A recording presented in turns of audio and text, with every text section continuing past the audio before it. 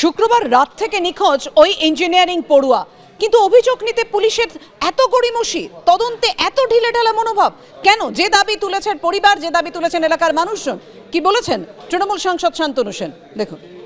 Police যদি নিষ্ক্রিয় হতো তাহলে সমস্যার সমাধান হতো না। এই বাংলায় প্রশাসন নিরপেক্ষভাবে কাজ করে এবং আমি আবার বলবো, বিক্ষিপ্ত দুই একটা ঘটনা নিশ্চিত করে অনভিপ্রেত, কিন্তু ন্যাশনাল ক্রাইম রেকর্ড ব্যুরোর তথ্য চোখে আঙুল দিয়ে দেখিয়ে দিয়েছে বিজেপি শাসিত রাজ্যগুলোর থেকে এই বাংলার আইন শৃঙ্খলা অনেক অনেক ভালো। নরেন্দ্রপুরের খবর আপনাদের সামনে রাখবো, যে মর্মান্তিক ঘটনা ঘটেছে নরেন্দ্রপুরে। এক ইঞ্জিনিয়ারিং পড়ুয়ার দেহ উদ্ধার হয়। পুলিশে অভিযোগ জানালেও পুলিশ অভিযোগ নিতে গড়িমসি করে, এমনটাই দাবি পরিবারের মানুষজনের, দাবি এলাকার মানুষজনের এবং পরিবারের। পুলিশ গেলে দেখতে পাচ্ছেন আপনারা সেই মুহূর্তের ছবি, যখন হুলস্থুল বেঁধে যায়, পুলিশের ওপর হামলার অভিযোগও ওঠে।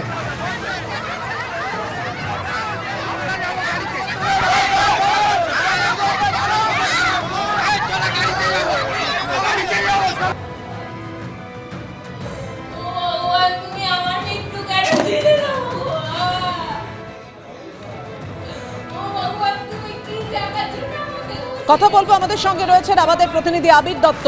আবির, এলাকার মানুষজন, পরিবারের অভিযোগ, পরিবারের দাবি যে পুলিশ অভিযোগ নিতে যদি গড়িমসি না করত তাহলে হয়তো ইঞ্জিনিয়ারিং পড়ুয়ার প্রাণ বাঁচানো সম্ভব হতো। দেখো, একেবারে এটাই হচ্ছে পরিবারের সদস্যদের অভিযোগ। এবং তোমাকে দেখাচ্ছি যে জায়গায় আমরা দাঁড়িয়ে রয়েছি, নরেন্দ্রপুর অঞ্চলের ঠিক এই হচ্ছে সেই জলাশয়, যেখান থেকে আজকে সকালবেলা ওই 23 বছর বয়সী ইঞ্জিনিয়ারিংয়ের ছাত্র, তাকে পাওয়া যায়। একেবারে স্যুটেড অবস্থায় সে ছিল, অর্থাৎ স্যুট পরা অবস্থায় সে ছিল। বিয়ে বাড়ির অনুষ্ঠানে সে যে পোশাকে গিয়েছিল সেই পোশাকে তাকে পাওয়া যায়। অভিযোগটা কি? অভিযোগটা হচ্ছে যে বিয়েবাড়ির অনুষ্ঠানে যাওয়ার পর সেখানে খাওয়ার পর্ব যখন চলছে, অর্ধেক খাওয়া অবস্থায় তার মা যেটা জানাচ্ছেন, সে বেরিয়ে আসে। সম্ভবত তার একটা ফোন এসেছিল, যদিও নিশ্চিতভাবে পরিবারের সদস্যরা সেটা বলতে পারছেন না। এবং তারপর থেকে তাকে পাওয়া যাচ্ছে না। থানায় যাওয়ার পরেও থানা লিখিতভাবে অভিযোগ নিতে গড়িমসি করে, একাধিক তথ্য সামনে আনে, এমনটাই পরিবারের সদস্যরা জানাচ্ছেন। তাদের যেটা অভিযোগ, পরিকল্পনা করে খুন করা হয়েছে। তার মামা রয়েছেন, তার সাথে কথা বলবো। এটা খুনের অভিযোগ আপনারা করছেন? এটা যথেষ্ট একটা রহস্যজনক মৃত্যু। এটা খুনের একটা তো অভিযোগ থাকবেই, আছে। কি কারণে আপনাদের মনে হচ্ছে? এবং পুলিশের কাছে যখন গেলেন, পুলিশ কি বললো আপনাদের?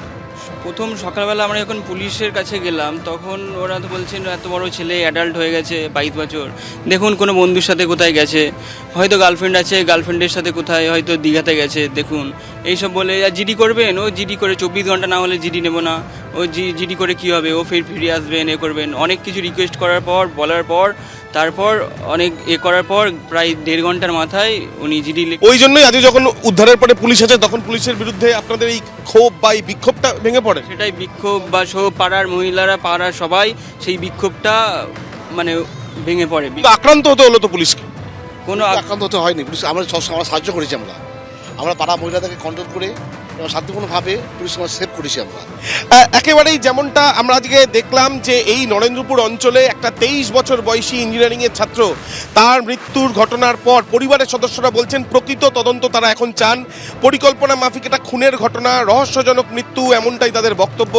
এবং পুলিশের কাছে লিখিত অভিযোগ জানাতে গেলে পুলিশ জানায় যে গার্লফ্রেন্ডের সঙ্গে হয়তো ঘুরতে গিয়েছে, এমনটা হতে পারে। 24 ঘন্টার আগে তাদের নিয়ম অনুযায়ী তারা কমপ্লেন লঞ্চ করবেন না, এই ধরনের বক্তব্য তাদেরকে জানানো হয়েছে, এমনটাই পরিবারের সদস্যরা বলছেন।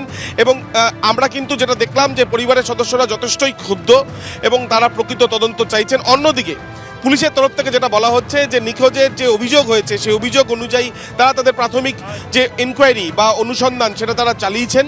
এবং ময়নাতদন্তের পর প্রকৃত কারণ কি ওই ছাত্রের মৃত্যুর, সেটা নিশ্চিতভাবে জানা যাবে। তার বন্ধু বান্ধবের সঙ্গেও পুলিশের তরফ থেকে কথা বলা হবে। আরও একবার ছবিটা দেখাতে বলছি অজয় দাস, আমার ক্যামেরা পার্সনকে। এই হচ্ছে সেই জলাশয়, যে জলাশয় থেকে আজকে সকালবেলা ওই 23 বছরের ছাত্র, ইঞ্জিনিয়ারিংয়ের ছাত্র, যার মৃতদেহ উদ্ধার হওয়ার পর থেকে পুলিশ যখন এখানে আসে, পুলিশের উপরে বিক্ষোভে ফেটে পড়েন এলাকার বাসিন্দারা এবং পুলিশের উপরে চড়াও হন, আক্রান্ত হতে হয় পুলিশকে, এমনটাই কিন্তু অভিযোগ উঠে আসছে। ধন্যবাদ আবির।